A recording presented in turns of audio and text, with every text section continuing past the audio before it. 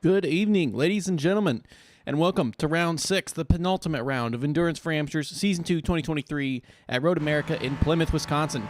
Tonight's 90-minute race is sponsored by AlienAwards.net and Ninja Botanicals, where we'll see LMP3 and GT3 cars duke it out across this 4-mile-long circuit.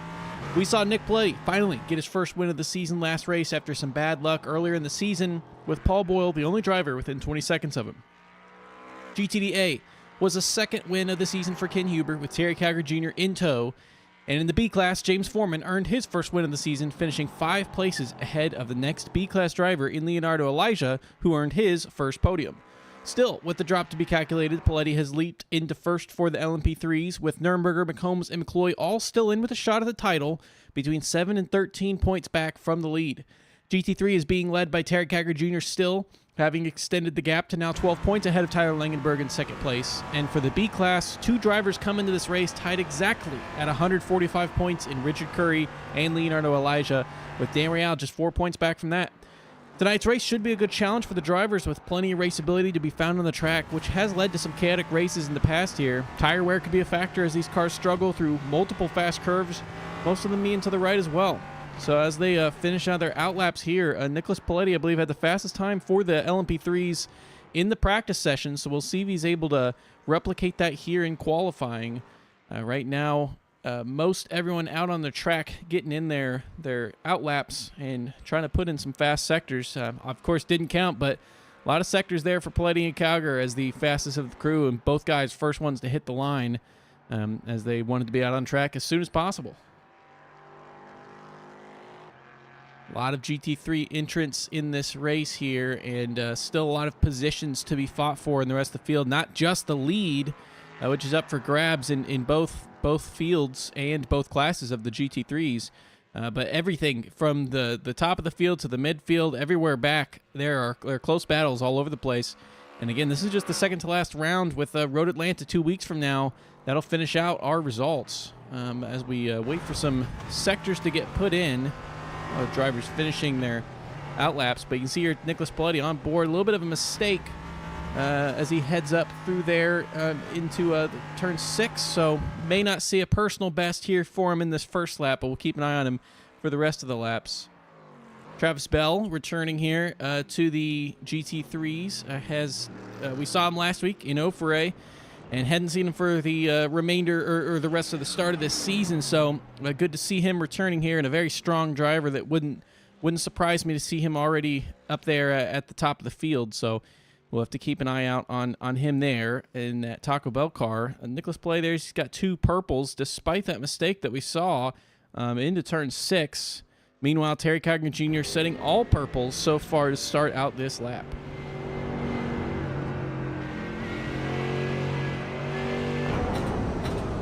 See Terry coming through this right-hander of Canada corner, going to be one that we see a lot of mistakes in, especially early in the race on cold tires. It really has a tendency to push through there, whether you're the LMP3 or the GT3 cars, and coming through these tough sections at the end of the track. Final corner, track limits will be a matter there. Only slower for Terry on that second-to-last sector. We'll see how this final sector is, see what this first time of the session is. So Paletti did finish a lap, must not have been a legal time, so no time for Paletti. Terry with a 2:04.1. Couple times you can see there further back. Nothing challenging him so far, but still a lot to go. This is a long track, so it'll take us a little bit longer to see these times come pouring in, but as of right now, 7/10 or more up on everybody in the entire field. And Christopher Craig, first driver of the LMP3s to put in a time at a 2:01.7. Which the gap between the LMP3s and GT3s not as much as I would have assumed. There, Brad McCombs threatening to break into the 159s with a 2.2 flat 0.3. It's a good first attempt there, as it does seem like a lot of the LMP3s did not have a legal first lap, because only 2 laps so far in on the board. We do have Nick Terrell in the qualifying session. He's missed the last couple weeks, but it looks like we'll be able to see him at least race today. I know he said he wasn't sure if he was going to make it out on track for qualifying, but as we can see right here in that mystery machine, he is out here to put in the qualifying lap. Not going to have to fight from the back of the field this time.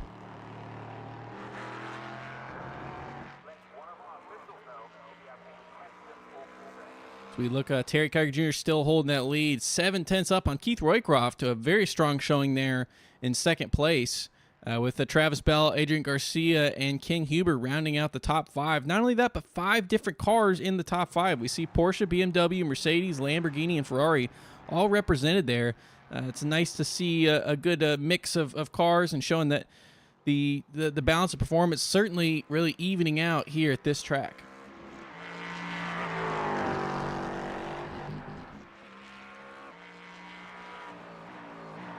Meanwhile, as far as the penalties, there should not be any penalties from what I understand from last race. So we shouldn't see anybody starting from the back of the field unless I'm misremembering.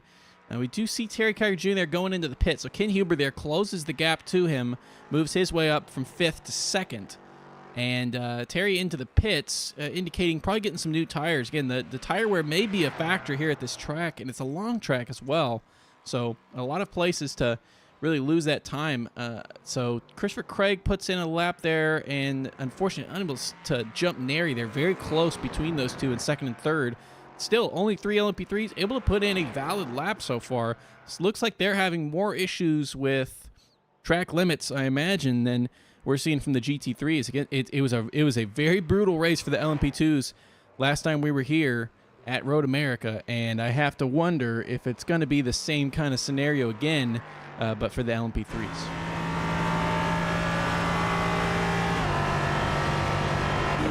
Richard Curry here, good showing, qualifying in 7th place. Again, mentioned at the top of the broadcast that he came into this tied with Leonardo Elijah, who is here at this race. We see him there in 18th. Both tied for 1st in the GT3B class, so that is going to be an important position if he's able to qualify all the way up there ahead of the majority of his rivals. And Dan Real, the guy who is in 3rd place, very close to the lead, not here at this race, at least so far. So we may not see one of the front-runner contenders for that GT3 class. Again, a second drop week still to be applied after this week, where at least finally coming into the final race, we'll really have a good idea of how things have shaken out. But right now, the 2 drivers in that GT3B class of Curry and Elijah tied on points, but right now Curry's definitely getting the best of Elijah in qualifying so far. And Nicholas Paletti finally putting in a time there, breaking into the 159s of a 159.8. Finally able to get that in, and with no time remaining either, at least for him to put in another lap. Or sub a minute and a half now, so he does not have time to finish another lap, just getting some practice out there probably. But that is a shocking result so far, not seeing a timed lap from Nürnberger, Boyle, or Terrell. They still have time to finish it if they are out on track. And we do see, again, an improvement there for Christopher Craig as he moves ahead of Andrew Neri, breaking into the 2.0s. And does not seem like anything at the top of the GT3 field is going to change. Jeff McDonald puts in a lap, not an improvement. Terry Kiger Jr., Ken Huber are done. Aaron Claybaugh had a few good sectors there, couldn't quite improve the full lap. Leonardo Elijah, an improvement on time. I don't think that raised his position. He's just behind Tim Thompson there, who's in 17th place. A lot of yellow sectors that we're seeing. Nick Terrell here, though, is coming across the line with a valid lap, and he isn't able to make it to the line. I said he wasn't going to have to start from the back. It does seem like that may be the case, although he's going to be joined with some others unless we get some laps in these last few seconds. Here's Paul Boyle. Is this a legal lap as he runs down to the finish line? Paul Boyle, with no time remaining, essentially comes in with a 1.3 seconds back from Nicholas Paletti with a 2:01.1. Nürnberger there, a 2:01.4. So both guys putting in one lap time. I imagine they both would have preferred to make it a little bit further. Nicholas Paletti has one purple sector, is not going to be able to finish this lap, and I think this is going to be our finishing results here. A lot of those fastest laps put in at the start of this session. Drivers struggling to keep it in the lines, and also struggling to just keep improving their lap times. Seemed like the fastest times were coming on early. So with this warm-up period, we will verify the results of the A and B class for the GT3s, and we'll be back with you in just a couple minutes.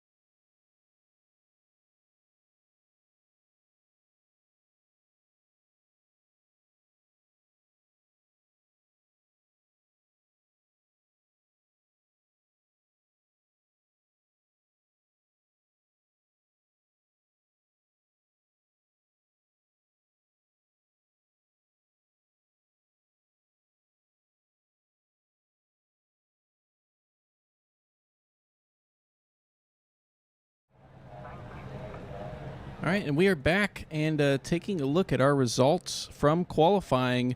Your pole sitter for today, Nicholas Paletti, there in the cursed pole position seat for the LMP3s. Half a second up on Brad McCombs there in second. Meanwhile, further back, Christopher Craig in third, Paul Boyle fourth, Andrew Neri fifth, and Zach Nurnberger sixth. And no time set for Nick Terrell or Mark Dillon Jr. Moving on to our GTD class, Terry Kiger Jr. takes home another pole, half a second ahead of Ken Huber and Jeff McDonald. Keith Roycroft moves his way into the A field. He was in the LMP3s at the start of the season, so we have seen him for more than 3 races, but this is his 3rd race in the GT3s. Meanwhile, Keith Roycroft, having moved up there, makes Richard Curry as our lead B class. Ahead of them, though, was Travis Bell and Adrian Garcia Vigil. Starting in 8th is Chris Newby and John Kelly, who I seem to understand is starting from the pits here today. Must be by choice. Hopefully he still is in the session. Tyler Langenberg, 10th place, and James Foreman in 11th.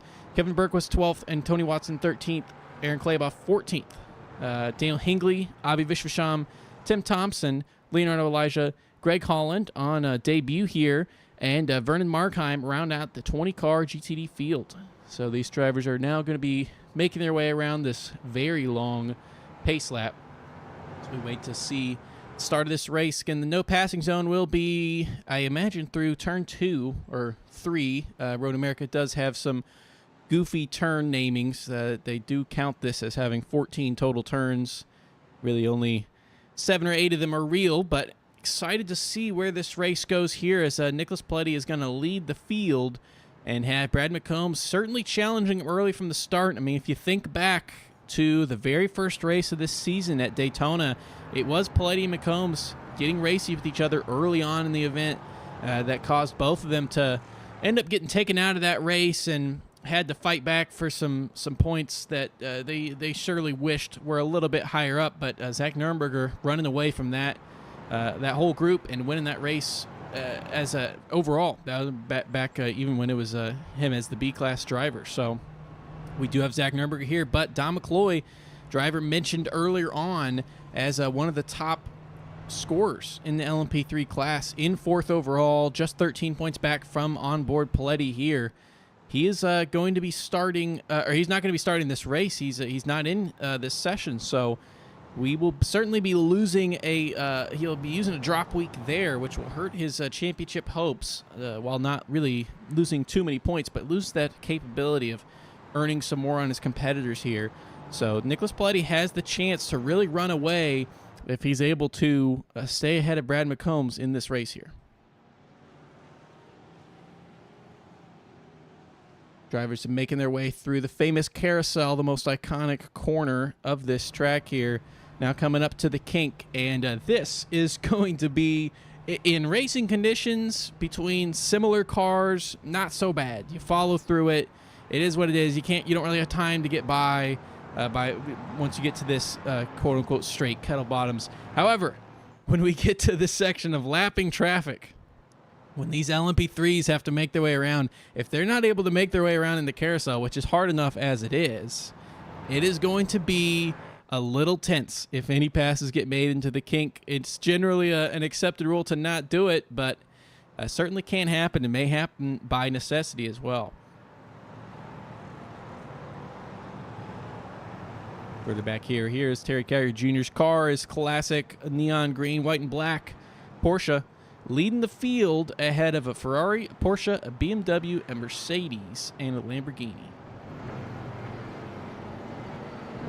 John Kelly is in the pits. I don't know if he's starting this race or not. It doesn't seem like he's... okay, his car is in the session, so it looks like this is a deliberate choice. So Nicholas Paletti, as the pace car pulls in, will be waiting for this green flag to start the race. Nicholas Paletti up the straight, waiting for the green. It's a long wait to the finish line, as you can see it right there. Green flag being held up, and it's waved. Green flag goes, so Nicholas Paletti is on the go. No passing will be allowed into this first turn. It's a long run. Andrew Neri maybe having some more internet connection issues. You see him blinking in and out there. And Paletti leads the field here through turn 1. No incidents further back from what I can tell. Oh, and that off the track, that was Engineering. Engineering is off the track. It doesn't look like he gained any damage, but that is going to be a ton of lost time as he now is going to come out behind the entire GT3 field. Has no way to make his way onto the track without impacting any of these drivers. Oh, and Tyler Langenberg as well. Tyler Langenberg has spun in turn 3 there. Let's see what happened to him. We saw what happened to our LMP3, just losing it a little bit, just getting a little bit loose there. And we saw him blink out there as well for a second. So already the second place driver in the overall standings has now fallen all the way back to second to last, only ahead of John Kelly there, who coming out of the pits. So this is going to be a very tough race for Langenberg as he has to really try to reclaim a lot of these points. And it looks like he's also even having some connection issues. Up at the front, Brad McCombs is giving Paletti plenty of pressure early in this race. Not close enough to make a move quite yet, but was 4/10 coming into the carousel there.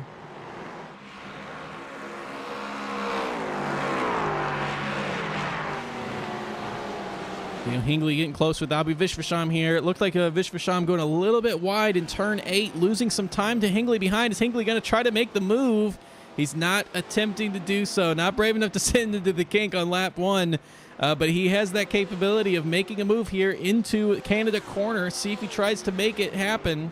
He's going to pull out to the right, try to beat him on the brakes. Is not able to do so. Good seal off for Vishvasham there.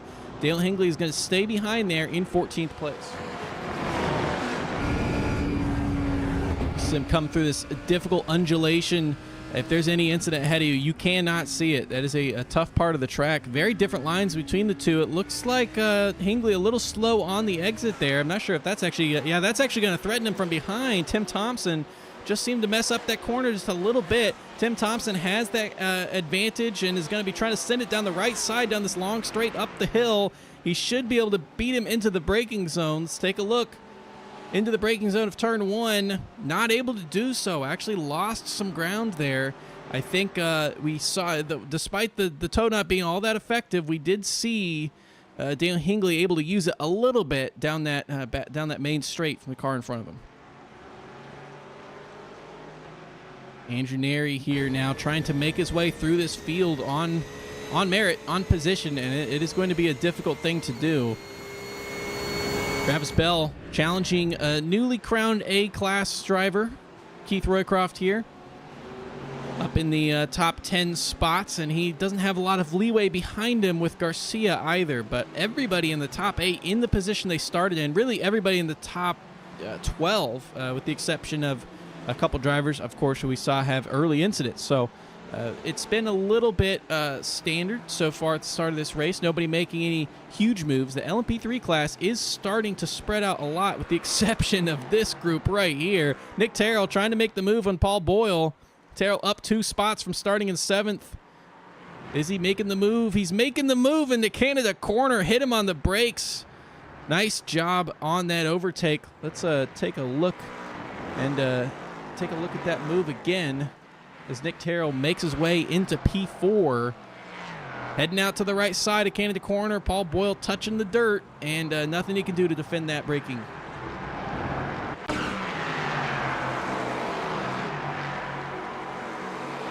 And now he already has another driver in his sights here, trying to make the move on Christopher Craig to move up to 3rd. Pulls out to the right, swings out to the right. He's going to beat him on the brakes. He's so fast into turn 1, seals it. He's going too wide. He's going too wide. He's in the grass. He tries to use the throttle. He's barely avoids Christopher Craig. And it looks like he gets hit in the back. He loses his rear wing. I think Paul Boyle may have hit him. Let's see here. Paul Boyle went off track. This is Paul Boyle's on board and just thought the gap was there. Nick Terrell, no idea that he was coming to the left there. Unfortunate collision between the two. Paul Boyle's car, honestly, looking completely untouched. Nick Terrell's car is a total trash heap. He is going to be coming into the pits immediately.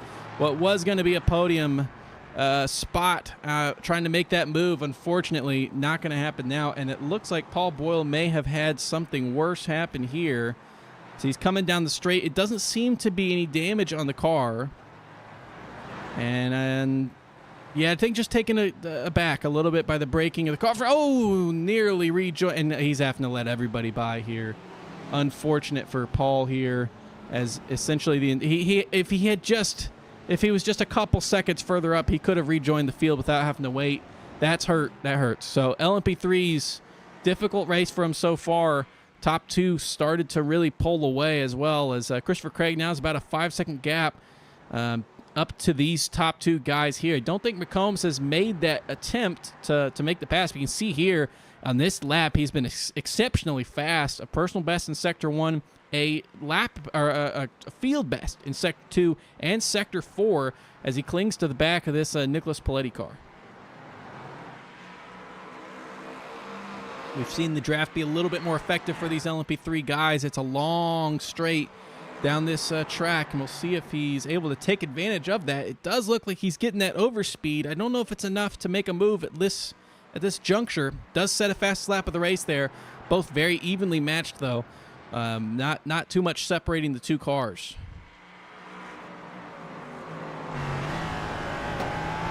Nick Terrell into the pit lane. Paul Boyle into the pit lane as well. No shocker there. Well, I guess Paul Boyle, I don't think that we really saw that much damage on the car, but still getting it fixed regardless.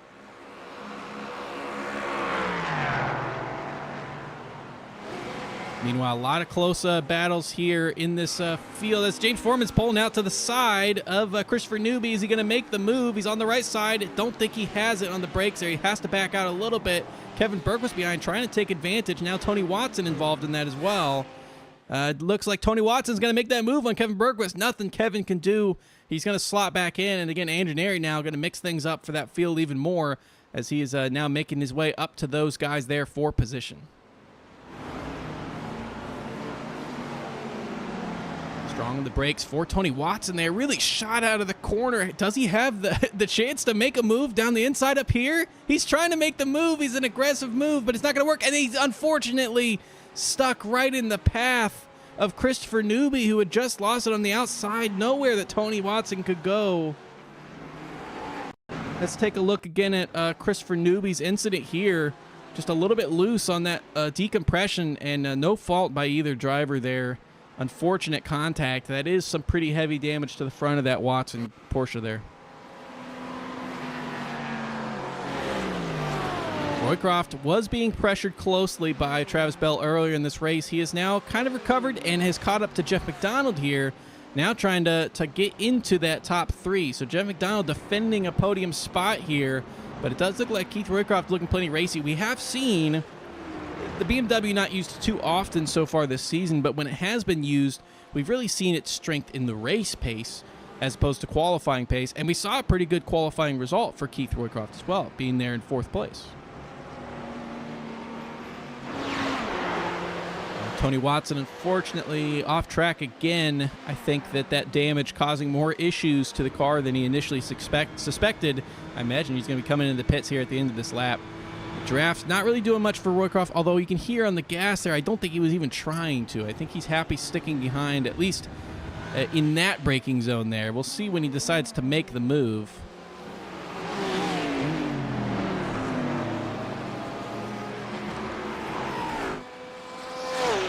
Meanwhile, Tyler Langenberg now, after unfortunately having an incident there at the start of this race, is now up to 14th place. So was down in 19th, up to 14th now.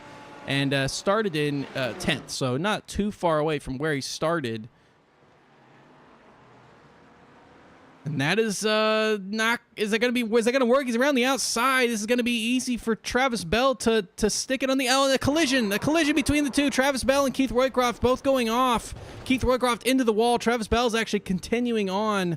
I think the Keith Roycroft maybe not intending on restarting this car here. The damage not actually too bad. Tire walls certainly cushioned his impact there. Let's take a look at what happened in that incident there as he toes the pits. Yeah, Travis Bell, I mean, Keith was as far to the outside as he really could be. See just a bit of a contact, and unfortunately nothing slowing down Keith from that very close wall. So Travis Bell continues. Doesn't look like he has any damage. It was a minor contact, but that is out of this race now for Keith Whitcroft, our first driver officially out. Meanwhile, at the front, Brad McCombs has fallen back by 4 seconds, and Nicholas Bloody has also set the fastest lap of the race. I don't know. We didn't see him going off the track, so I'm not sure what happened. But meanwhile, Daniel Hingley, who was getting really racy earlier in this race, just had this happen through the kink a little too wide, and that car is toast. Luckily, Leonardo Elijah, an incredible dodge to keep his race going, not just his race, but his championship hopes going in this race. That was a fantastic dodge, as there's no way he really could see that coming. We see from Elijah's view here, still doesn't see it, and then the car's on the left side, so he thinks he's safe going to the right, and not on the brakes. I mean, potentially some issues with the tires not really being on the car, but he really needed to be on the brakes more than that there. Lucky for Elijah to make his way through without getting anything other than probably just earning an off track for that little excursion. Meanwhile, John Kelly, who we saw start from the pits, now up to 14th place, trying to get a couple spots. Actually, Langenberg now has made a few more since we last saw. He's up to 11th now. Started in 10th, fell all the way back to 19th place, and is already back to 11th. So we'll see if he's able to flex that race pace. John Kelly wants to make the move there. Doesn't quite have the overspeed to make that happen, but he might sniff a move down the inside here. Not doing so. Just trying to set up a good opportunity here. He's stronger on the exit, but not quite enough. It's a short run to the next corner of corner 7 down the hurry downs. He's definitely hurrying Vernon Markheim in front. Keeps trying to shade a move on the outside, but there's just no passing opportunities here unless someone really makes a big mistake. And Vernon Markheim driving quite clean here and keeping his car on the track. Speaking of off track here, we see Greg Holland going just slightly wide there in the last corner, and that was a collision with Paul Boyle, who already had to come in for a pit. I doubt that was much damage, but that may have been enough to earn a 4X. I don't think that we're going to see some safety points out of Paul Boyle this evening, unfortunately.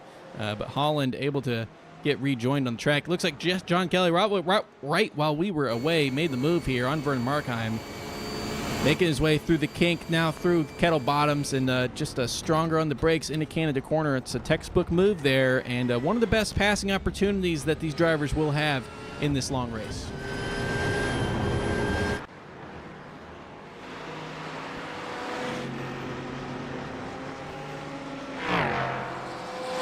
Bell here having to defend from Adrian Garcia. Makes you wonder if maybe there's a little bit of damage to that car of Travis Bell. Doesn't look like it, visually at least. But he was close to Jeff McDonald when that incident happened. Again, Keith Roycroft was trying to make the move on him. And we have now seen that kind of fall away, and he's having to defend from behind as these drivers all up one position from where they started. Meanwhile, as far as gaining positions, let's give a big shout out there to Avi Vishvasham. Been on screen a couple times. He's up 6 spots. He started in 16th. He's in that B class. He's currently running in 3rd for the B class drivers and 10th overall. A wonderful race for him so far. Has a bit of a gap to Aaron Claybaugh in front, but he doesn't have Tyler Langenberg breathing down his neck quite yet, at least in this section of the race. Now, Christopher Craig has also been trying to keep it competitive here with Zach Nurenberger here. Nurenberger didn't look like he got a time in qualifying that he really wanted. Only was able to put in 1 lap. It was at the very end, probably just a safe lap to even get one on the board. But it does look like he's starting to speed things up a little bit here. Christopher Craig faster on that lap, however. And Brad McCombs also setting the fastest lap of the race. No one into the 159s yet, which is what we saw in qualifying. So they're certainly holding something back at least a little bit early in this race here. In the LMP3s, it looks like Mark Dillon Jr. in the pits. I don't know. Right here. So Mark Dillon Jr., we did have all the LMP3s on track, but going wide in turn 1, similar to what we saw Nick Terrell do. This time hitting the front instead of getting rear-ended. It looks like he tows his car after that. So we may see him back on track after the tow. getting some repairs. Nick Terrell there, as I just called out, no one in the 159s. On a recovery drive, Terrell was able to hit a 159.9 there on that last lap, but has 11 seconds ahead of him to Andrew Neri, and then 39 seconds to Christopher Craig in front of that. So obviously outside of that pit strategy where that incident happened earlier, unfortunately, and that he's going to be behind the 8 ball for the rest of this race.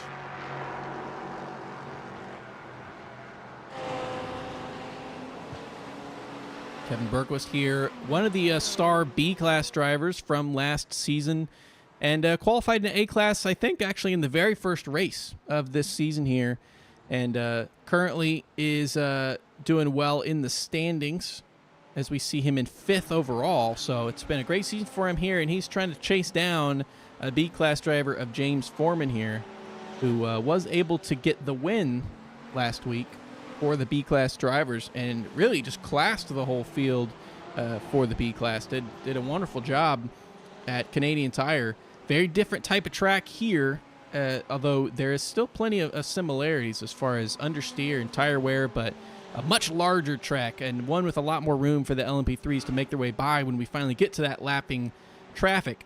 We haven't seen it be an issue with some of the drivers making their way through already, although Andrew Neri may have just had something happen. Andrew Neri, let's see if this was related to traffic. He had been making his way through a lot of cars. Moved his way to the right here. It's Terry Calgary on the left, and Terry moves to the left. A little bit of a, I think there may have been room. It may have been a little bit of a panicked reaction for Andrew Neri there. Let's take another look at that incident. So he pulls out to the side. Terry's trying to make that move on the car in front of a lapped car. There was room. I think Andrew Neri maybe underestimated how much room he really had between him and Terry. Flinched to the right, and unfortunately at that speed, that car is just not going to survive that. Take one more look at that incident. You can see Terry flashing the lights. And he does move out a good amount. However, he is making his way around, a car that he's lapping, and I think that was just a difficult situation there for all drivers involved. Unfortunate for Andrew Neri, but he did have a rough start to this race and had just then almost made his way past the whole GT3 field, and unfortunately our first incident there, and it happened to be in the kink, which is again a part of the track that I brought up would be difficult for lapping traffic. It was right there. As far as drivers climbing up through the field, Langenberg has been stuck at 11th for a little bit. He has caught up to Avi Vishvasham, who is falling away from Aaron Claybot a little bit more. So Langenberg setting his sights on 10th place here, which is where he started. So to recover back to where he qualified in less than 20 minutes in, if he's able to make that move soon, still a pretty good result, all things considered.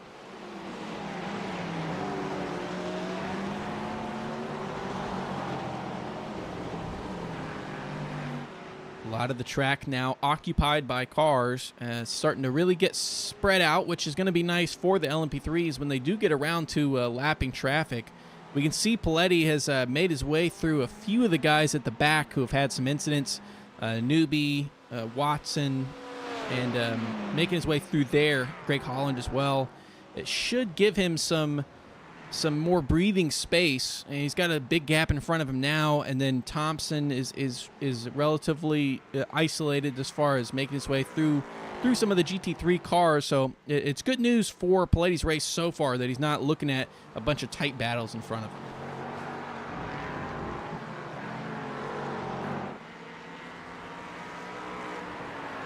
Front of the field, though, has been a plenty tight battle between Garcia and Bell. I don't think that really any attempt at the position has been made yet, though. We've just really seen them trading laps back and forth. Two very evenly matched drivers. Langenberg now making his way past Vishvasham down the main straight, and just had that run through the final corner. Nothing Nabi could really do to defend that. It did have to beat him on the brakes, but gets it slowed down just in time. Paul Boyle splitting the two to make his way through this traffic. Well, actually, kind of got blocked out there. Unfortunate, as he's going to try to take it around the outside. Dangerous thing to do with these GT3 cars. These GT3s certainly liable to understeer in corners like that a lot more than the LMP3s can. And as you can see there, that's kind of lost him some ground and struggling to make his way around the traffic down the straights. He's barely beating that Porsche of Vishvasham, gets him on the brakes, but it does not look like a fun time for the LMP3s to make their way through the field, because they're really only getting him on the brakes, and that's not even a lot. I mean, look at that. There's like he pushes Langenberg out. Langenberg barely stays on track, flashes him, showing his displeasure for that move there. But I mean, you have to understand from Paul Boyle's perspective how difficult it is to try to make your way around that traffic. He's got a pretty clean, as far as I understand, a pretty clean LMP3 car, and it's just not that much faster than the GT3s, at least in the right places. But with that LMP3 traffic, only 8 drivers putting a time in or coming into the race today. We do have 2 of them out now, so only 6 LMP3s for this GT3 field to deal with, which is a good thing for them. And 4 of the GT3s out of this race already, with Daniel Hingley, Keith Roycroft, Greg Holland, and Vernon Margheim. So 16 cars still in that GT3 field duking out, and I mean, there's no huge gaps when you go all the way back to even 13th. So John Kelly has really started to catch up to that main field. Of course, not sure the reason for starting from the pits, maybe just trying to avoid any early carnage. We didn't really see, actually, any early carnage. A lot of incidents just happened to be isolated stuff.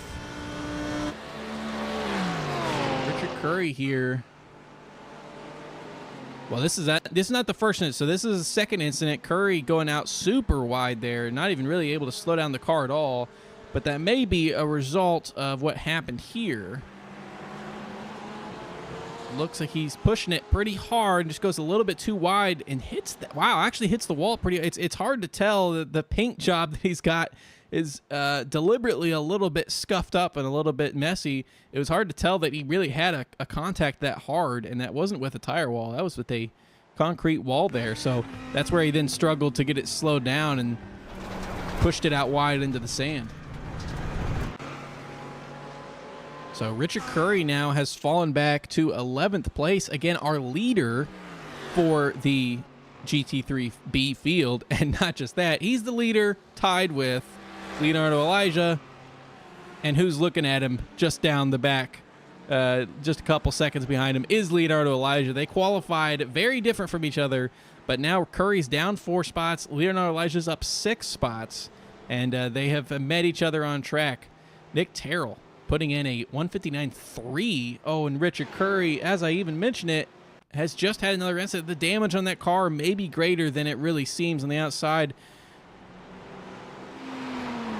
Let's try to get a different look at that incident there, because it does look like what happened was just went a little bit wide there after the carousel. A little bit of understeer. And actually lost it before even getting out to the grass. I think just worried about that. Luckily on the brakes, you can see there, lighten up and avoids a collision with another car, which we certainly saw one right here last season with the LMP2s, if you remember, with Langenberg and Terrell, if I remember correctly. And yeah, that is an unfortunate result for Curry there, our leader for the Bs, and it does look like that's opened up the field for Leonardo Elijah here. Now, if we go through the standings, again, Daniel Real, he's in 3rd for B class. He's not here. Abhi Vishvasham is here in 4th place. He's 1 spot up from Leonardo Elijah. But there is a good 12-point gap between the two, and Roger Shank is the next guy there in 5th, and he's not at this race. So it does look like Leonardo Elijah may come out of this race in the lead of the B class, but there's still a lot to happen, and while, of course, a pretty big wreck there for Curry, it is probably within the pit strategy window, and he should be able to come into the pits, not lose a pit stop, but he has lost a lot of time, of course, during all these incidents.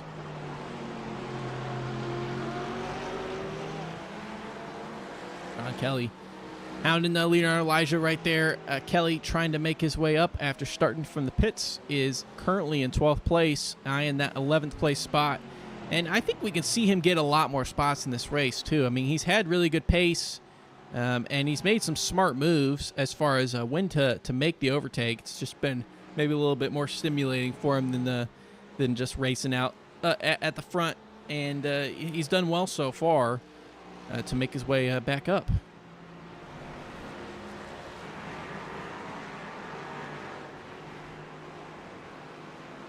And there we go. Tyler Langenberg passing Vishvasham. That was actually the drivers are swapping spots.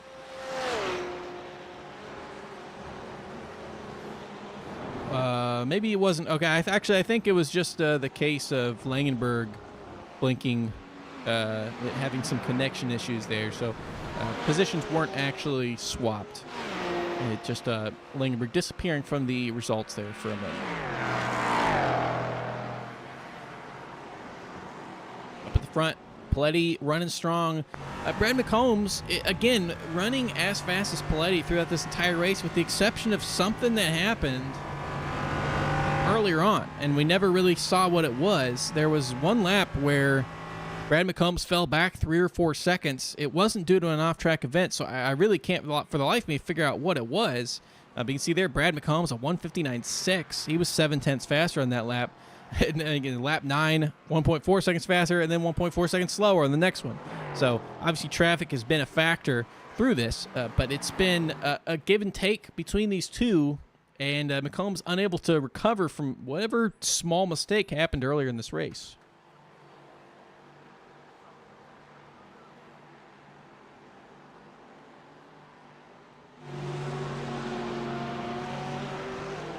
Leonardo Elijah still able to hold this defense up, and it is important because, again, he's trying to catch up to Avi Vishvasham ahead as well. That's really where the battle lies, is him trying to catch up to that Vishvasham car, and it looks like he went a little wide there. John Kelly kind of tried to sit in there on the outside of the carousel, see if he's able to make it happen. Elijah's going to give him the space, and yeah, he's not going to...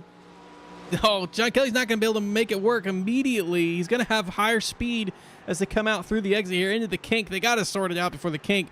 Elijah backs off and pulls in behind him. So a little bit of time lost to that Vishvasham car as well for Elijah.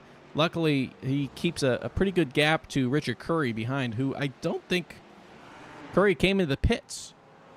So we actually saw Curry have a number of incidents in a row there, but he's actually kept it on track. 14 seconds back from Elijah. That's not an impossible thing to make up in a, we're only not even half an hour into this race. So still with an hour to go, that's absolutely doable for him to make up. I mean, really, he could come into the pits and get that repair done during his pit stop. It would, but I'm surprised it's not worse than it is.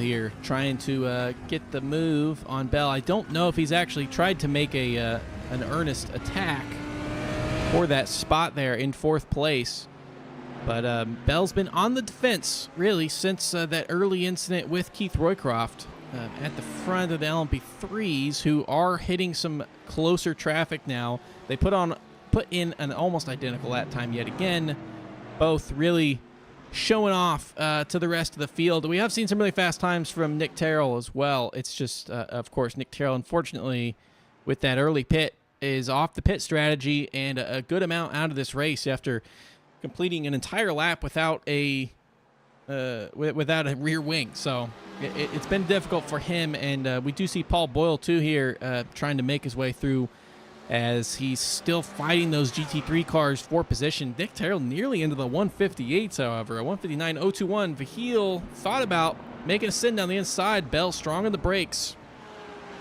Does look like that Mercedes has some pretty decent race pace and some pretty decent balance here in this this section of the race.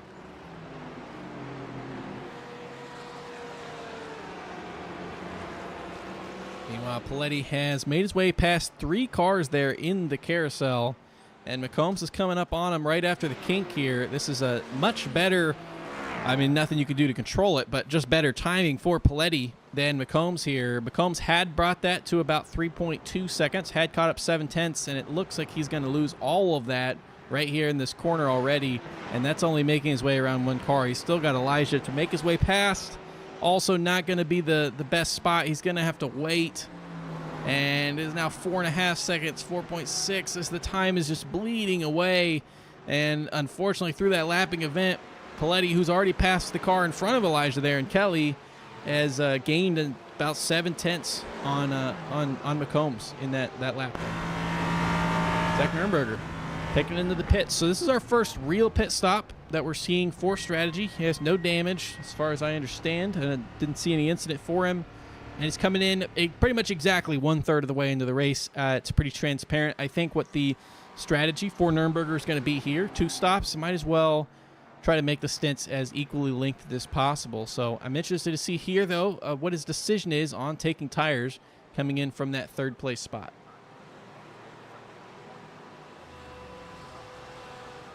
Raises up, definitely taking tires here. Won't be able to tell how many tires he takes on the car, but taking tires in this pit stop. And Nick Terrell now with a 1:58.7. Unbelievable pace. It just makes you wonder where he would be if he'd been able to put in a good qualifying time, if he hadn't had that early incident. I mean, he would absolutely be up there challenging for the win, I would imagine. McCombs lost even more time, potentially making his way. Well, yeah, he just made his way around some more cars, or just made his way around Kelly. Maybe caught him a bad time as well, and nearly has that gap to almost 6 seconds now. Paletti just makes his way through the kink, coming up on another car ahead of him in Abhi Vishvasham. Probably going to go to the right here. Is he going to be able to make the move ahead of the turn?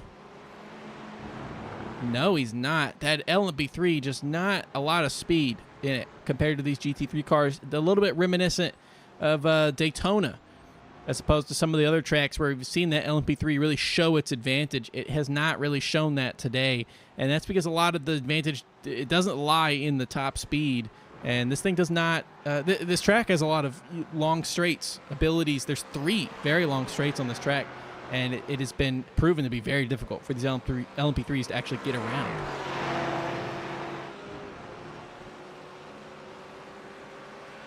Meanwhile, we got some pits in the GT3 field as well for Strategy. McDonald, Langenberg, and Kelly all coming in here. McDonald pulls out. I didn't think any drivers, didn't look like anybody took any tires. So it looks like no tires for the GT3s here. That's John Kelly coming into his pits as well. Actually, that is off the ground there for Kelly and Langenberg. So I stand corrected.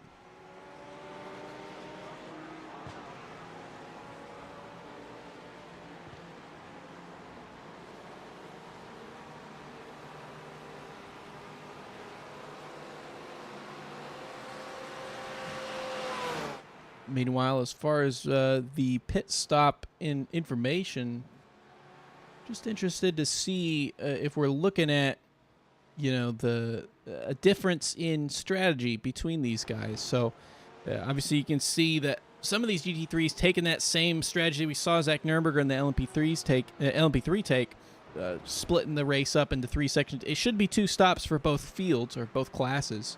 So there's really no right answer to any of these, but especially if this is able to put them into some clean air, if they were battling before, it should be pretty useful for them. I know that Kelly had just made his way through a lot of cars, so he had a lot of clean air in front of him, and Langenberg here just getting past on the exit of that pit. Meanwhile, we look at the pit stop time. We do see that the pit stop time for all these GT3s pretty much, well, actually, interestingly, the LMP3 was the same as well at 26.1. So, Nurnberger, McDonald, and Kelly all identical. So imagine that McDonald did take tires. We see now Paletti and McCombs coming in to take some fuel here at the same time on Strategy. And Paletti continues to just pull out that gap ahead of McCombs. As we've now hit that halfway mark, we're hitting some pit stops. We will be right back in just a couple minutes and leave you with these pictures.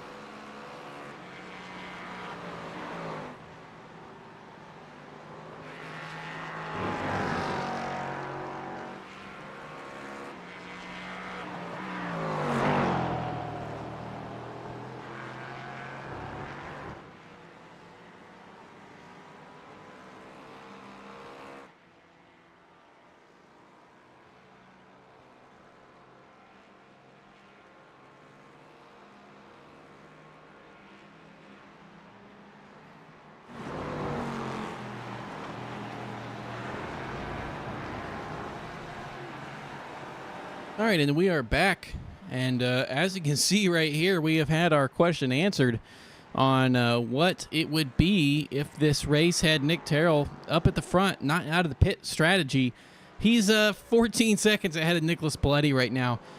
Nobody has had the pace that Nick Terrell has had in this race. His best lap of a 158.74. If we compare that to Paletti's best lap, a 159.59. I mean, over a second faster than the fastest lap from, of course, an extremely fast driver that we've got.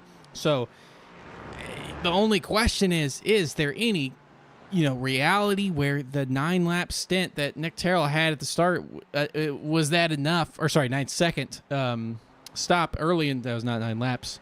I was reading that graphic incorrectly there. So it was 3 laps in this race. Yeah, unfortunately, that's going to be too short. So you can see Terrell there, coming in before the halfway point. So he's going to have to hit again at the very end another time. So unfortunate for Nick Terrell there, but just unbelievable pace that he's had. As we're now getting most of the field taking their pit stops. Don't think we've seen any drive-throughs for incident counts yet. Paletti's going to retake that lead from Nick Terrell. A lot of these drivers coming out of the pits now. James Foreman, Kevin Berquist, Aaron Claybaugh. James Foreman still leading that B-class race right now. Leonard Elijah's coming to the pits as well. Again, he's trying to come out of this race with the lead in the B-class championship.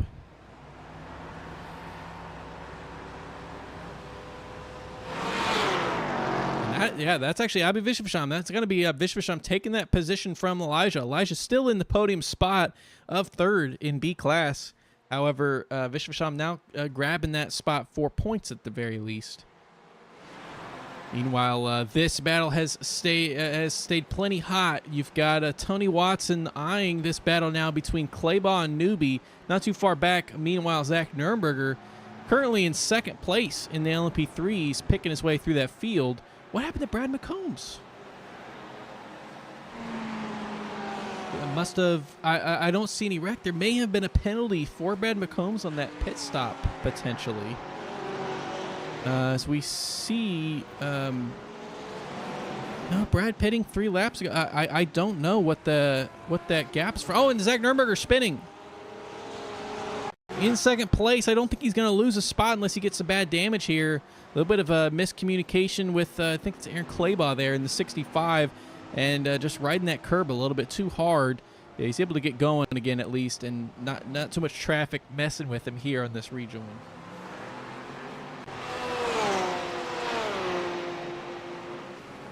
But yeah, Brad McCombs is here, and he is, I mean, he's like a minute. He's a minute back from Nicholas Paletti, and he doesn't have more. He doesn't have more stops. I'm not really sure what was missed here. I have to think that there was a penalty for McCombs on pit entry when he came in.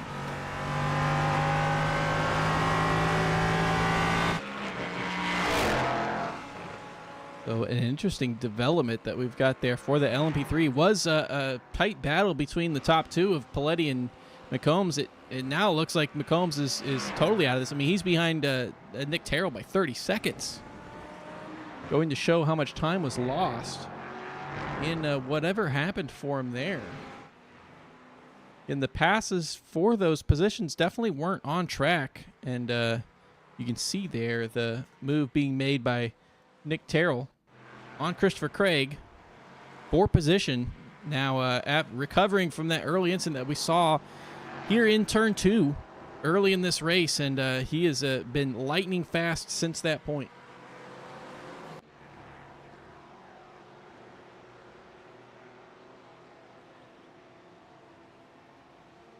Been a strong race so far for a lot of these guys who have a championship on the line. Nicholas Paletti has that championship currently leading, and his main competitors coming into the race were Nurnberger, McCombs, and McCloy. McCloy's not here.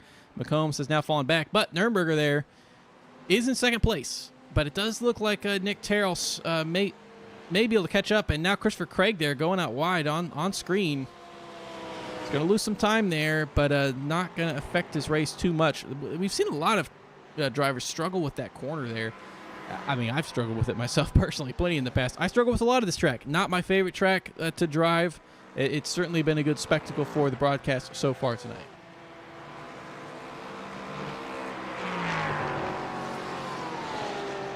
We can see here, this is Christopher Craig when he had made his way by Brad McCombs. Brad McCombs coming into the pit box. So did he run out of fuel maybe? He may have run out of fuel, and this was him.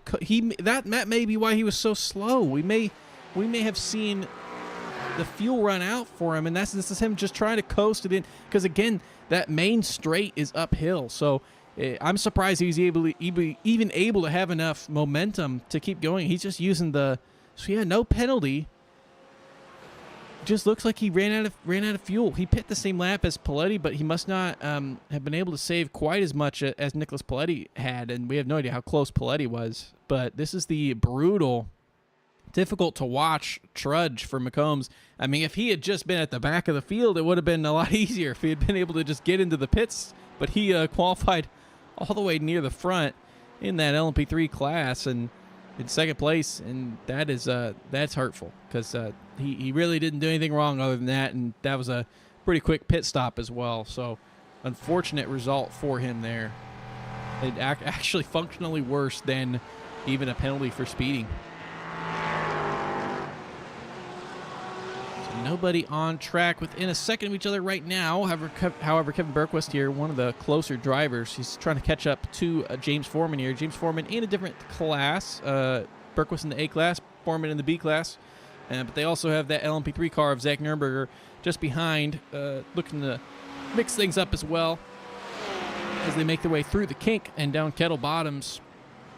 Looks like there won't be a passing opportunity for Nürnberger to get around this traffic yet. He certainly is looking at that clock. It was 7 seconds of a gap between him and Terrell not too long ago. That has now shrunk down to just 5.5, and this is not speeding the process up either. He's making his way now around Kevin Bergquist. Bergquist making it easy on him at least. Just unfortunately not the greatest place to catch a GT3 car in this track. And there's not a lot of great places, as it seems, for the LMP3s, as they just struggle to really be that much faster. They're faster in the corners, but those are some of the kind of sketchier places to try to get around.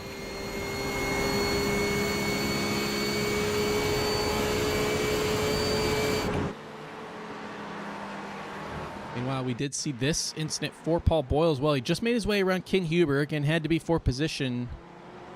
And then we saw that just go wide a little bit. We saw similar incidents there just not that long before that from Christopher Craig. But Paul Boyle luckily able to keep the thing pointing straight, really not losing too much time, but just having to make that traffic pass all over again. Currently in 6th place, is about a minute back from Brad McCombs, but really anything can happen in these races. So there's still a chance for him to claim a position or two if he really sticks it out. We have 2 drivers out in the LMP3 class, and we still got the same 4 drivers out in GT3 as well. So not that there hasn't been some incidents over the last few minutes, but nothing has ended anybody's race in the last little bit.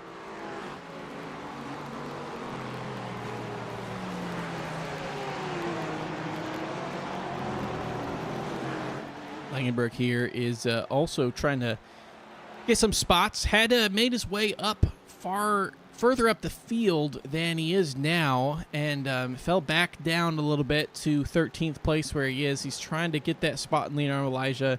And again, Langenberg coming into this race as the second place overall GT3 driver. 213 points to Terry Calgary Jr.'s 225. So he really needed a good race to try to catch up, and he's got a lot of good results. He doesn't have a win on the season yet, but he has 2 third places and second place and a 4th place as well for that fact. So he has had some really good finishes, and it looks like it's going to be a difficult one for him here today. It's likely going to be a drop week, and it's also going to certainly be a extension of the lead from Terry Kiger Jr. on Tyler Langenberg. Tyler only 10 points ahead of Aaron Claybaugh as well. who at the moment, Clay Boss, there we go, as Newbie makes a pit stop, Clay Boss moved his way into 8th. So it has, he's not going to lose the spot to Clay Boss yet, at least from what it seems, but it's unfortunately going to be a little bit of loss of momentum here after a lot of strong races since that opening race at Daytona, which had been Langenberg's lowest point total of the season. Looking back at some other close battles in the standings, in the GT3 field, Kevin Bergquist, Ken Huber, and Christopher Newby all are within 4 points of each other for 5th, 6th, and 7th. Currently, Ken Huber certainly leading that trio there in 2nd. Bergquist running well in 7th, and Newby just now making a pit stop, so he's a little bit off strategy from everyone else. Hard to tell where he's really going to pan out. He was in 8th place, though, before that, so Bergquist and Newby may continue to be close through this race as they're close in the standings. Meanwhile, also Adrian Vihil and John Kelly both tied at 169 for 8th and 9th. Currently, Vihil in 5th with Kelly all the way up to 9th. Again, qualifying in 9th, but then starting from the pits. So he really has gained 11 spots, but unfortunately, it's not going to show that there on that positions gained and lost graphic. And then the B class, again, we had that battle for the lead. Not a lot of the other spots too tightly contested. We did have James Foreman and Dale Hingley fighting for 7th and 8th in the B class, which is 18th, 19th overall. Both drivers not having attended every race, and unfortunately, we saw Dale Hingley as the first man out of this race. So certainly, James Foreman going to be coming home with more points than that, and able to catch back up to those leaders there. Again, this is only the 3rd race that we've seen James Foreman, and has had 2 pretty strong results so far. And in the LMP3, outside of those top 4, we do have in 5th, 6th, 7th, we have Ryan Jeevan, Anjaneri, and Christopher Craig all within 1 point. 179 for each for Jeevan and Neri, 178 for Christopher Craig. And Jeevan is not at this race, which is interesting. We've seen him at every race so far this season.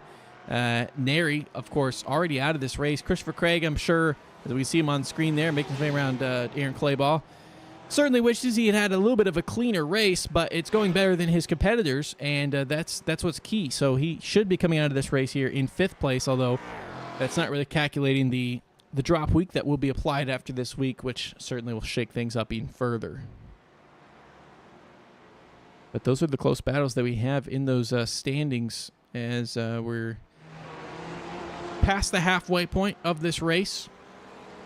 And Nick Terrell now has closed that gap to Nürnberger to 2.3 seconds. Certainly this car of Vihil not helping him out. Again, look at that. It just doesn't have the go. It just doesn't have the get up and go to get around. I mean, that would be a spot that we saw the LMP2s pass the GT3s last season.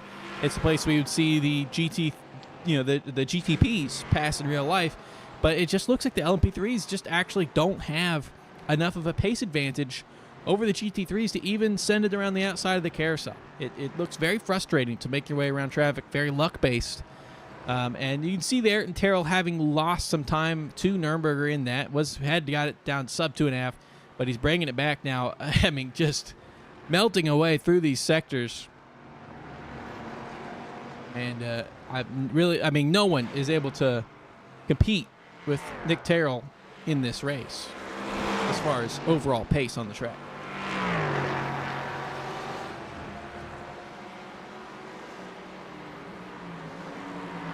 That's Travis Bell there in 4th, not being pressured by Vihil anymore. We saw the two very close to each other in that first stint, and at some point Vihil kind of fell back off of Bell there. It's almost a 5-second gap between the two now. Now, McDonald has certainly stepped away from Bell in 3rd place and may be able to secure a strong 3rd place. But the top two, as we've seen in a few races so far this season, I mean, we definitely saw it last event at Mosport. We saw it at Sebring, where Terry Calgary Jr. and Ken Huber were, the top two guys. And they have been the top two guys today. Unfortunately, Ken Huber hasn't really had an answer to Terry since getting beat in qualifying. I don't think we've seen him try to make a move, but at Sebring. We saw him race all race long before Ken Huber got around at the very end of the race due to a mistake by Terry Kiger Jr., which is a little out of character, but it just goes to show anything can happen at any of these tracks. And I would argue that this track has more capabilities. I think we've seen it. Has more capabilities for generating mistakes and a little bit of chaos. Although that does normally cool down as the race continues on. You can see at that track map how much we've got everybody spread out. But anything can happen still with a lot of racing to go for these guys. But Paletti staying plenty fast out there up front. A 2:0.2. Again, not the 158s that we've seen a couple times from Nick Terrell here. But that is the fastest lap besides Brad McCombs in the LMP3s. Again, just really wish we would be able to see, and it looks like Nürnberger there. We're not going to see the battle between Terrell and Nürnberger happen on track, depending on how long Terrell's able to go here, because he has a different pit strategy. We don't know what's going to happen either with that. But the thing with the LMP3 class that we're missing is these three guys who have had the best pace of the race being next to each other on track. We saw Paletti and McCombs battle out earlier, but now McCombs, after unfortunately that what looks like a fuel error, is pretty much out of this race. Terrell, having had a huge collision earlier in this race, being taken out of it, at least out of the strategy early. And it just makes you wish we were actually seeing these guys fight for positions here. And unfortunately, they're all totally stratified. Well, Paul Boyle beating the wall there in turn one. That was a pretty nasty collision. We've actually seen a lot of collisions of that kind that, I mean, visually haven't shown too much damage. His car didn't look too bad. I don't know if it needed immediately towed. It very well could have. But it didn't look as bad as you would have expected it to based on how he hit it. But we may be seeing him park it as well. Just it's unfortunately been a bit of a frustrating race for Paul Boyle. Christopher Craig in the LMP3s again. Just like I had mentioned in qualifying, we were not seeing a lot of valid laps being put in. It did seem like the LMP3s were struggling to keep it on track. And it has been that case throughout the entire field for the race as well. As you can see, luckily plenty of runoff for Craig there. Similarly, Vishvasham running well in that B class had an incident. It looks like in the exact same spot, I think, and he just goes off a little bit earlier. He's going to be able to keep it out of the wall as well. Losing about 10 seconds, though, in this excursion. And obviously, Leonardo Elijah, B-class competitor there, is going to fly right by him as he loses all of that momentum down the straight.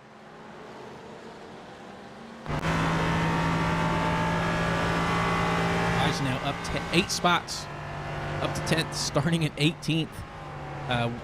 Absolutely fantastic race for him so far, and one of only 2 guys we're seeing in that Mercedes. The only other guy being Travis Bell, who running quite well there in 4th.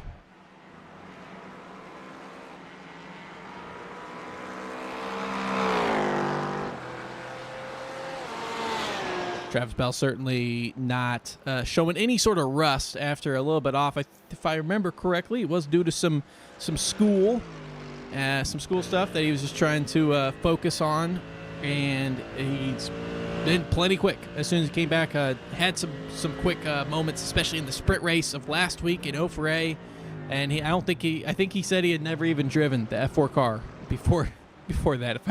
Unless I'm getting that mixed up with someone else's story. Zach Nürnberger here, losing a few seconds, going out wide. Looks like this is turn 1 here. And we said it's exactly where we saw Paul Boyle just... oh, no, sorry. That was the final quarter. My apologies. It's a common place to make a mistake. We actually really, I don't think, have seen it that much. It does have the benefit of not often coming with a wreck.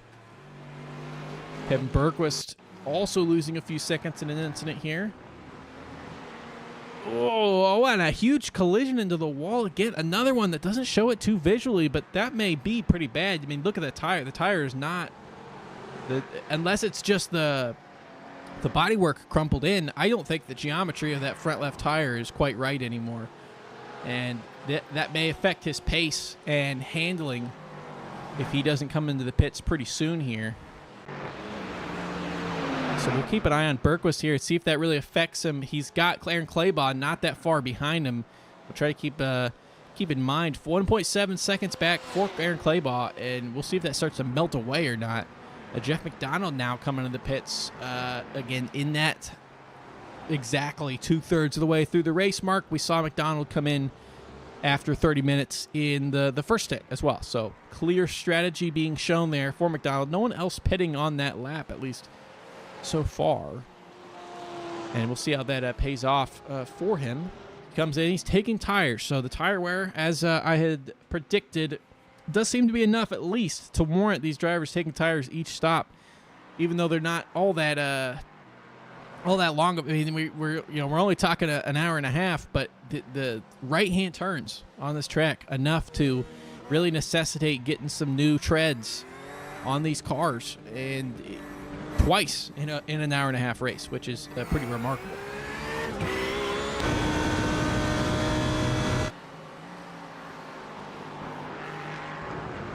Christopher Newby has had an up and down race here so far today, but trying to get in their spot here. And Tony Watson, Richard Curry taking into the pits, hopefully getting his car repaired while he's in there. Yeah, not sure if he knows about. Well, again, you can't really see it. His paint kind of precludes the visibility of any damage, but I feel pretty certain that we didn't see him take a pit stop after that big collision that we saw earlier. So this may be where he gets that fixed and should be able to just take it to the end. And he is. It's very important to have a good result here for him. Oh, he misses his pit box. That's going to be a few more seconds lost in a race where he really couldn't afford to lose a lot more time. Not taking tires, though. May make the stop a little bit faster. It does seem like it was. So, no tires. I didn't see anything getting fixed, but maybe there was a pit stop earlier that just didn't notice. But Curry back in 15th now, but having his strategy completed.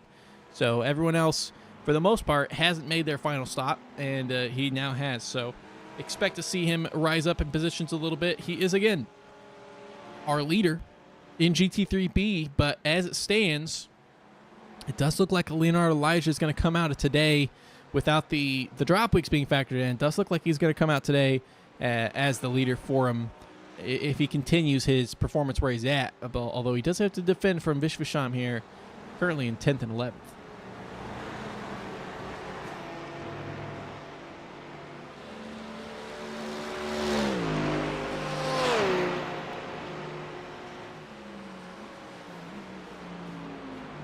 Brad McCombs trying to make a move here on Christopher Craig. This is for position as it stands. There's been so much that's gone on with LMP3s. It's hard to remember exactly where this is as far as the net race lead. I mean, I know that McCombs still has to make another stop. I don't remember if Christopher Craig does. It's been all kinds of mixed up in this field. Zach Nuremberg currently sitting in 5th, but I think he may actually even end up finishing in 3rd. So this could definitely all shake out very differently. A couple more guys coming into the pits now that we saw pit around that 3rd mark. I know John Kelly pit the same lap as Jeff McDonald did earlier in this race, going a little bit longer here on this stint, taking it to the hour and 3-minute mark, and coming to get that stop done now.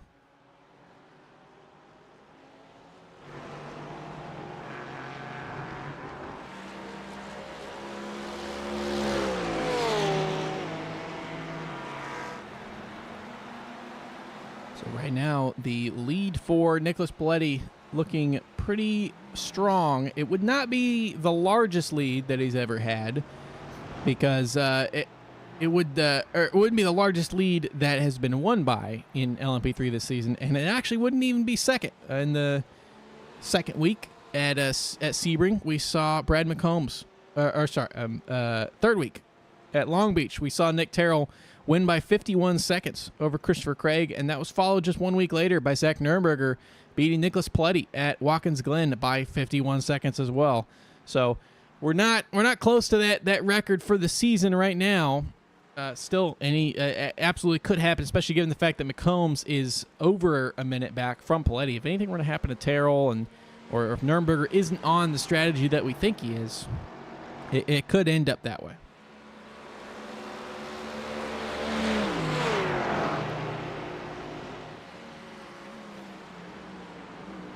looking like he thought about a move there. Vishwasham doesn't have the opening. That is Nicholas Paletti there, race leader, making his way through. Certainly not going to be in too much of a rush, as he doesn't have to worry about anybody behind him. Oh, and Vishwasham pretty deep on the brakes, luckily avoiding the rear of Leonard Elijah, taking that corner very differently between the two. Paletti as well, lucky to avoid any incident with that. Now making his way past Vishwasham, may be able to get Elijah down the back here. Yeah, it looks like he will, so it shouldn't interrupt this battle too much, although actually this might hurt Elijah a little bit. This might hurt Elijah a little bit. He had to back off on the entry to that corner. Let's see if that affects his exit here. I don't think it's enough that it's going to give the position of Vishwasham. No, it is not. So, but the battle's certainly heating up between these two guys.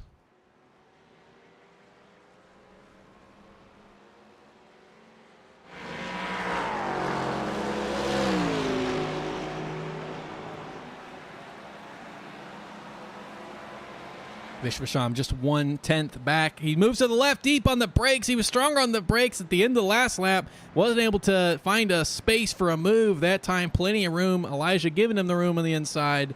And a great move for Vishwasham as he takes that 9th place spot, excuse me, and propels himself up the standings some more as a driver that's on the climb. Currently, Vishwasham, again, 14th overall, and was just on the outside of those top three guys. Had Curry, Elijah 12 points ahead of him, and then Real was 8 points ahead of him. Real not here at this race. Curry having a little bit of struggles here in 15th right now. So this is an important race for Vishwasham to come out of this with an improvement and put himself into those podium spots in the B-class standings. And if he does well enough here and has a good last race in Road Atlanta, I mean, he could absolutely be the champion for GT3B. And with a wonderful paint job as well. Beautiful livery that he's got in that car. I think it might be a new one. I don't think I remember seeing it. If it isn't new, it's only been a week or two old, but just got to give my props there to whoever made that livery. It's very nice looking, and it's been doing him wonders here in this race so far.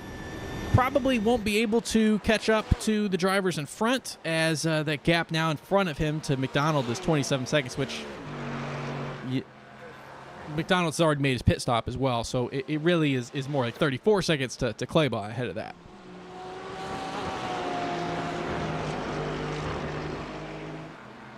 So Christopher Craig here having an incident. This is right behind Brad McCombs. He had just been passed and locking up the brakes, it looks like twice, heading into that corner that we've seen both classes struggle mightily on. Travis Bell getting hampered maybe just a little bit there. But yeah, into turn 8. I think people expect it to be more of a 90-degree turn. It's harder. It's tighter than that. There is a dip that you can latch onto on the inside to try to get some traction, but you run the risk of actually unsettling the car too much and or taking a bad line trying to aim for that dip too early. So it offers up plenty of issues. We actually haven't seen much happen here in the Canada corner, which in my experience and also watching some races here, we saw a lot of incidents there, especially on the outside of Canada corner, doing some understeer into the sand, but we haven't really seen that today. It's been in different places than we've normally seen the incidents happen.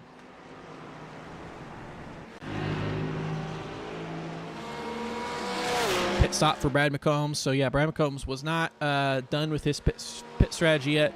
Paul Boyle is effectively out of this race. He has not rejoined the track after that earlier crash we saw in turn 1. So McCombs falling to the back of the field as he expected to, and hopefully coming into his pit box with some fuel. Looks like he got in quick enough this time that I do think he did.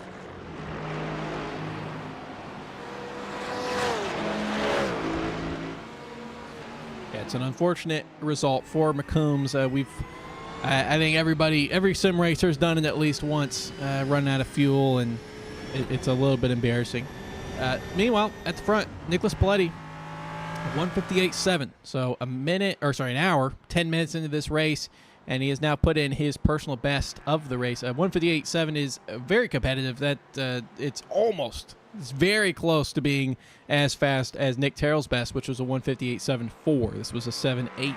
So Nicholas Piletti has that pace in him right now, as a gigantic gap to second place. Currently a minute 10, can really pit whenever he wants. And with just a couple battles close on the track, we will take another break. We'll be back in just a few minutes and finally wrap up the tail end of this race that we've had. This exciting penultimate round of Endurance for Amateurs.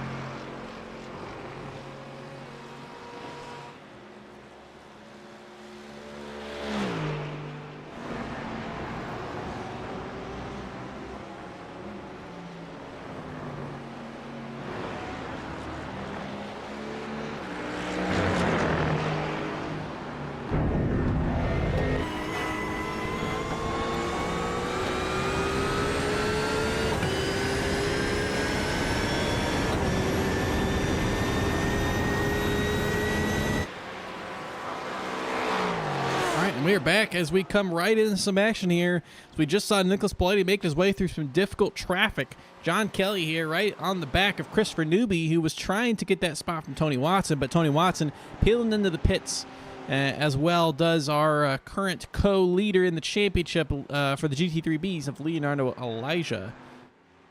As far as GT3Bs right now, James Foreman certainly running the best, up there in 4th place. And one of the few guys that we're seeing running the Ferrari, again, still predominantly a Porsche class, but not as much as we saw at the start of the season. And I think that the Ferrari has been the generally more accepted alternative to the Porsche. It's been an all-arounder and one that we've seen, obviously, Ken Huber do really well in, but James Foreman has always used the Ferrari quite a lot, so not a surprise to see him in that. John Kelly in this Porsche, as usual, is trying to get a couple spots here. Again, he started in 9th, then went to the back of the field to start for the pits, and is now trying to climb his way back up to hopefully maybe get around to where he started the race. I think this may be his only position he's able to get, though, unless there's some pit stops that I'm not factoring in. Did see this incident for Vihil, though. Early loss of control there in turn 1. No collision. Let's see if we get another view of that. Just as soon as he turned the wheel, already losing. So I have to wonder if he didn't take tires and if the tires are just really starting to give up on his car, or if that's just a bit of a fluke event for him.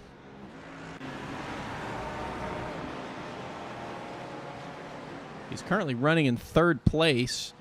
Does have 50 seconds to Ken Huber ahead. However, Ken still needs to make the pit stop. We look at our pit strategy here. See that it looks like all of our LMP3s have made their required stops for the end of the race. And then we have all of our top 6 without a pit stop having been made in the GT3s. And everybody else except for, well, Watson we just saw come in. So Elijah and Watson came in on this last lap. That'll update when they complete their next one. So it looks like everybody except for our leaders, the top 6 guys. And that is now not true as Ken Huber has pulled in. Let's take a look. See if he takes any tires for this last stop. Only 12 minutes. I'd be surprised to see anything unless he took just 2 on the side. He's not going to do so, as the car does not get jacked up in the air. He's just getting some fuel, quick splash and dash, light up the tires on the way out, and hope that he's maintained those tires in that previous stint enough to get him to the end here. Oh, and unfortunately, an incident here for Vishavasham as he's crashed. Let's see what if there's any damage to the car. We've seen cars have some pretty big collisions here. Nails the wall. Was running so well in the spot that he was in. Luckily, still some drive in the car. But having already made his pit stop, he's going to have to come in and get that fixed. I mean, that was a hefty collision. The entire front part of the bumper came off. And don't know if it's going to affect him in these next couple corners. I mean, that's something we've seen a lot today, too, is we've seen a lot of guys really pushing it too hard after a wreck and then losing control soon after. I don't think that we saw anything happen to that effect. I did have this. No, that was just the same incident, so nothing happening for him there. Meanwhile, another incident just at the same time elsewhere on the track. Leonardo Elijah, another great runner for the B class, losing control and hitting the wall square on. And I think that he actually has come into the pits to get that repaired. Was running in the top 10 and is now down to 16th place. Yeah, because that's the pits right there. It looks like, I don't know if he's just being hesitant or if there really is that much of a loss of power. Hits the wall again for good measure. That front right wheel barely facing the right way, I think. And that is a awful result for 2 B-class drivers that were running really great on the overall. Meanwhile, oh, that's not a live picture there. Terry Kiger Jr. coming into his pits. Let's see if he takes any tires. No tires for Terry, so same strategy for Ken Huber and Terry Kiger Jr. Another one of our B-class drivers. Unfortunately, another incident here. Let's see if this is as catastrophic. Another crash into the wall. Basically our three top B-class drivers outside of James Foreman all hitting the wall on the same lap late into this race. It does look like Curry getting away as the least damaged of the three drivers, but I mean, look at now James Foreman. He just came into the pits now, so may lose, maybe a couple spots, but he came into the pits there in 4th. Next guy is Richard Curry there in 12th. So Richard Curry was tied with Leonardo Elijah, qualified ahead of him by a good amount, and this race has gone all sorts of different directions for that GT3B class. Was looking like Elijah was going to come out of this with the lead, and now it looks like Curry is going to maintain that lead and actually break that tiebreaker.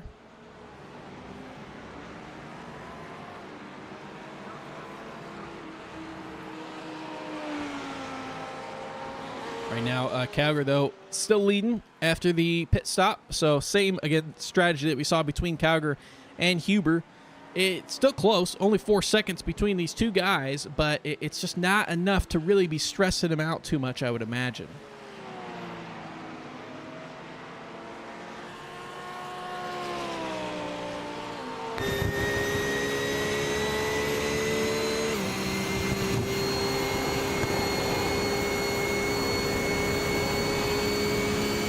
To wonder through a corner like that if the old tires, them deciding not to take any tires, if that's going to affect them late on in this race.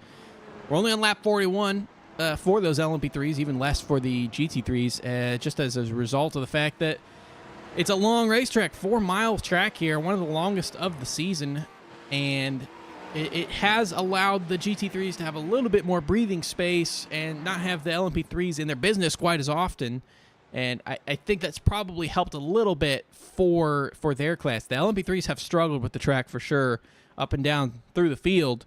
I think the GT3s, it has been, at least for the guys at the front, a little bit easier of a time as compared to some of the other tracks just recently.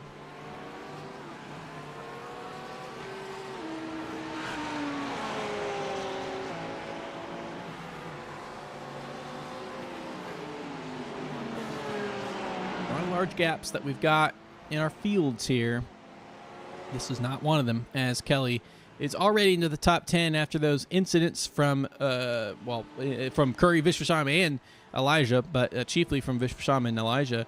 So that has moved Kelly up to 10th place. He's trying to get this spot from Christopher Newby to make his way into 9th. And that should be the only spot he's going to be able to get, I would imagine.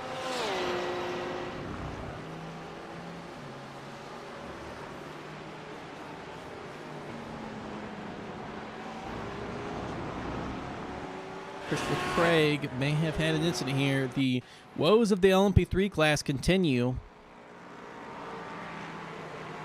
We see here coming into the left-hander, and it just completely lost that. That's basically what we saw Paul Boyle early in this race, however. That was on brand new, fresh tires and behind a driver that was braking a little earlier than he expected. It just happens on the LMP3s, well, the prototypes in general. You hit those brakes too hard, it'll just flat spin like that. But interesting to do it so late into this race when you've started to get comfortable with it. Just, again, makes you wonder if there's some issues with some tire wear or just brake temperatures in general.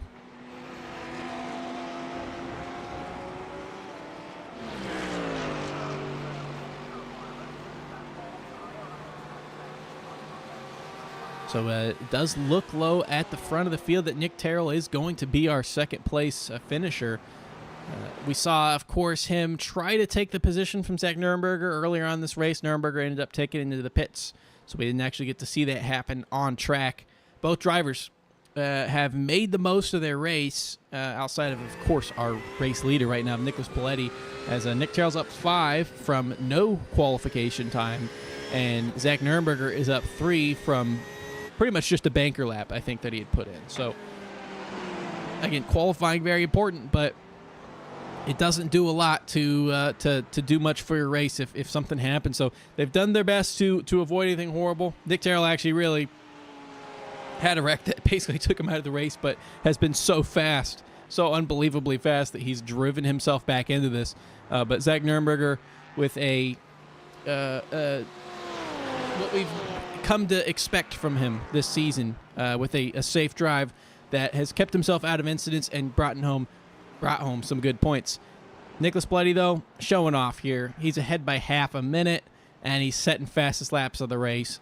Doesn't need to be, but he just put in 158.65, showing that he's still got plenty in him and in the car. Anybody complaining about the track conditions not being optimal, he says, I don't care. I'm still putting in these times to show off to everybody. So Paletti really showing why it's a surprise that last race was his first win. I mean, he's had more poles than the rest of the drivers this season combined, and yet just something kept happening. So finally, maybe breaking the curse of pole position, as pole position has been horrible for all of the drivers who have gotten it, I think, so far this season. And certainly Paletti, being the one with the most pole positions, has suffered from it plenty. Let's see right here. This was a move. Looks like Burke was going real slow. I wonder, something must have happened on that previous corner. Burke was letting Claybaugh fly by him there. That is 4th position. So I don't know if maybe there's some fuel issue or if he went off in the back of that corner there. But Burke was losing that spot and not keeping up with Claybaugh either. Already dropped to a 2.5 seconds back.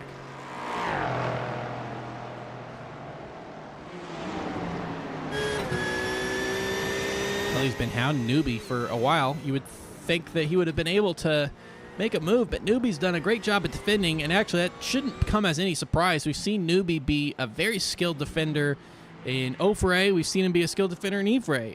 But I can think of already a couple races this season, especially in those F3 cars, F3 cars, that has been a wonderful display of defense.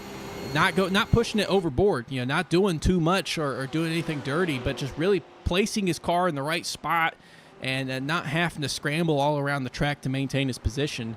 Vishvasham there coming into the pits to maybe get something repaired. It's on the pit exit. I don't think that he lost any spots from that pit stop. If he did, it was only to Tony Watson. I don't think that he lost a spot because he was quite a good amount ahead of Tim Thompson there in 15th. John Kelly, though, maybe sizing up his best opportunity yet. Sub 2/10 coming up the hill. Up the hill is going to be trying to get that toe, which we haven't seen do a lot in a few seasons now, but it might be enough to send him into turn 1 here. That is the white flag waving as well for these guys, as Paletti is about halfway through the lap. No attempt there for Kelly. Kelly has one more lap to make this happen. Really 2 passing opportunities coming up, and that's all that he's got.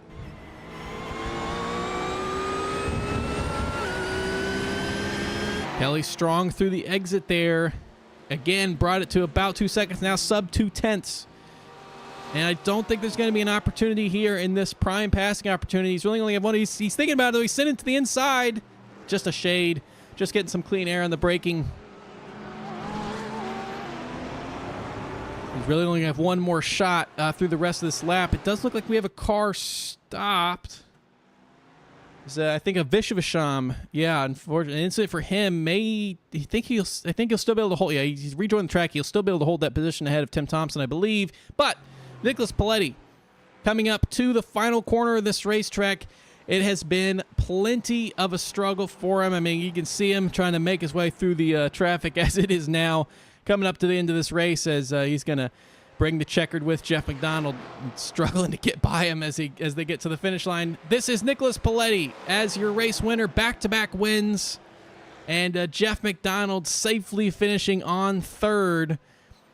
And wonderful finish for him for that podium. I know he's been hoping for some more consistency this year. Good finish for him. Travis Bell 4th on the season debut. We don't even see the second car in the LMP3 yet. Now Nick Terrell, one of the drivers that has been one of the fastest guys on the track, especially at certain points of this race, wasn't able to come away with the fastest lap of the race. That was Nicholas Paletti at the end there, but Nick Terrell really showing off in what ended up being a pretty difficult race for him. Zach Nuremberger, not too much further behind, is going to be coming across in 3rd place to round out your podium, up 3 from where he started in 6th. Meanwhile, Terry Calgary Jr. rounding his way through Canada corner in that GT3 field has led lights to flag. I mean, other than just me, I think he even took it longer than anyone else. He may have led every lap of this race for the GT3s. Another strong signature showing for Terry Calgary Jr. here. Kent Huber did everything he could to keep up, only 5 seconds back when no other driver was within even half a minute. Calgary Jr. celebrating as he comes across the line with another win as your current leader in the GT3s, and he's going to extend that gap.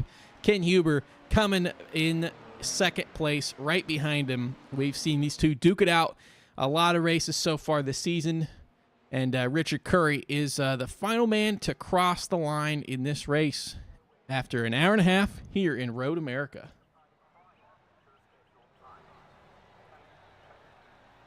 So, going over our official race results. LMP3s, Nicholas Paletti, who came into this race as your leader, is going to come out as even more of a leader. 32nd win over Nick Terrell in second, with Zach Nurnberger there in third. So Zach Nurnberger staying in the conversation for the overall points lead. Brad McCombs finishes in fourth, and Christopher Craig in fifth. Paul Boyle in sixth, Andrew Neri seventh, and Mark Dillon Jr. in eighth place. Then looking at our GT3 results. Terry Calgary Jr. comes away with another win on the season. That is win number 3. And Ken Huber finishing in second place, the only two drivers on the same lap there. Jeff McDonald, third place with Travis Bell on debut, and fourth with his incorrectly spelled Doge Squad Racing team name. And Adrian Garcia finishing, rounding out our top 5. James Foreman comes across as our top-ranking B-class driver again, and again has a huge gap to the next guy in class. Aaron Claybaugh, though, in 7th, behind him with Kevin Berquist. Chris Newby and John Kelly rounding out the top 10, so Newby able to defend that position to the very end. Tyler Langenberg finishes in 11th after having to start from the back of the field after an early incident. Richard Curry comes in 12th place and should remain the leader for the GT3B class, but the drop weeks will certainly mix things up. Tony Watson, 13th. Avi Vishwasham in 14th. Tim Thompson, 15th. Leonardo Elijah, 16th. And then behind them, the guys unable to finish the full race, Greg Holland, Vernon Markheim, Keith Roycroft, and Daniel Hingley.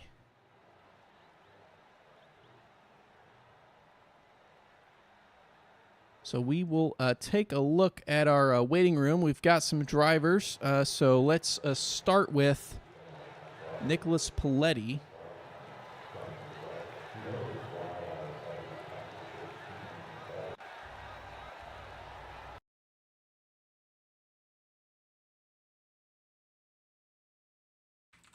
Okay, so let's grab Nicholas Paletti in here. Nick, you get me in the booth here. Yeah, I gotcha.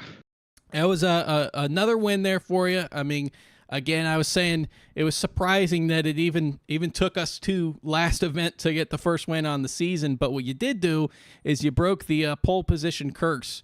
So what kind of preparation did you need coming into the night? You had the fastest practice time, and really didn't have much of a competition there for the pole position either. Yeah, I think it was just practicing equally on qualifying and long run. I think I'm finally, after this many races, I'm finally getting an idea of what the car is going to do. So I was downshifting more, running it, making sure I was running some corners a little bit slower than what I wanted to, and that kept me from making silly mistakes and going off. So I'm glad I was able to finally convert one of these poles into a win. It seemed like that this race, especially when we compared to some of the other tracks, I mean, first off, it was a difficult track for everybody, but it seemed really tough for the LMP3 class in particular. And I just wondered, what was it about? What was the character of this track that made it so hard for the LMP3 specifically? I mean, I don't think it was too much more challenging than some of the other tracks that we've been doing, but through a lot of the corners, especially like the mid speed, you were super front dependent, so you would understeer real easy if you didn't take the corner in the exact way that the car wants you to. So you'd find yourself getting pulled off into the grass a little bit, going a little bit too deep in because you can't get the fronts to stick. So there were a few corners like turn 1, 2 that just didn't have enough downforce to take it at the speed you thought you could. And then there were a few other ones that were like that. But once you realize you just had to kind of underdrive those corners, I think track was pretty similar in terms of difficulty, at least for me. Now, of course, last race, you came into the race on the outside looking in. I believe you were fourth place. Came out of that in first place after the victory, of course, going to pull away a little bit more on that advantage at the front. With just one event left with Road Atlanta as our finale, what's the game plan heading into there with that championship lead now even larger than it was coming into today? Stay alive.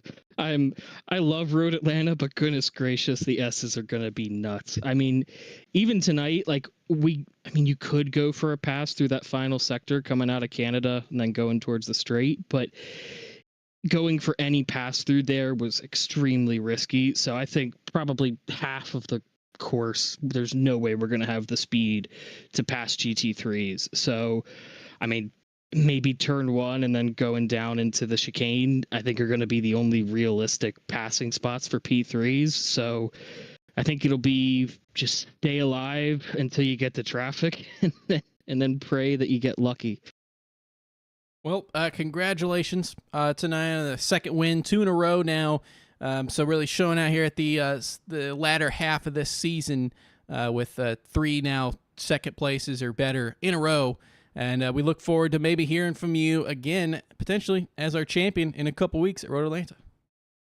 Thank you very much, Zach. And shout out to Brad. It was real fun battling with him. Him running out of fuel was pretty sad, but he had some serious pace there. So thanks for the broadcast, and see you in a couple weeks. All right. You have a good night, Nick. That was our race winner, Nicholas Paletti, in the LMP3.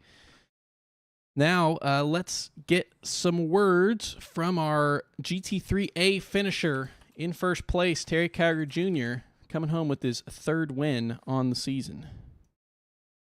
Terry, get me in the booth here. I gotcha. That's another win for you there. Not only that, but I think that you may have led every lap in that GT3 field, lights to flag. What was your preparation coming into tonight? And what seemed to be a track that was really giving a lot of people some struggles?